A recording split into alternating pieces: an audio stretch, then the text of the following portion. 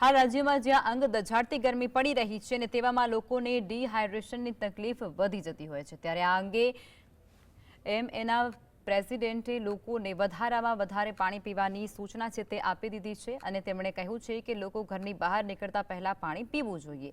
દિવસના ઓછામાં ઓછું 15 ગ્લાસ જેટલું પાણી પીવું જોઈએ અને શરીરમાં સોડિયમનું લેવલ જળવાય તે માટે લીંબુ પાણી અને ખાંડ સાથે જ મીઠાવાળું જે પાણી છે તે પણ પીવું જોઈએ.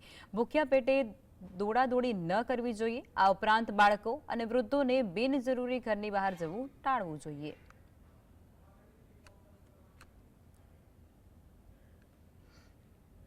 સાધારણ રીતે ઘરની બહાર જ્યારે પણ નીકળીએ ત્યારે પૂરતા પ્રમાણમાં પાણી પીતા રહેવું જોઈએ અને દિવસ દરમિયાન પણ પાણીનો ઉપયોગ રાખવો જોઈએ.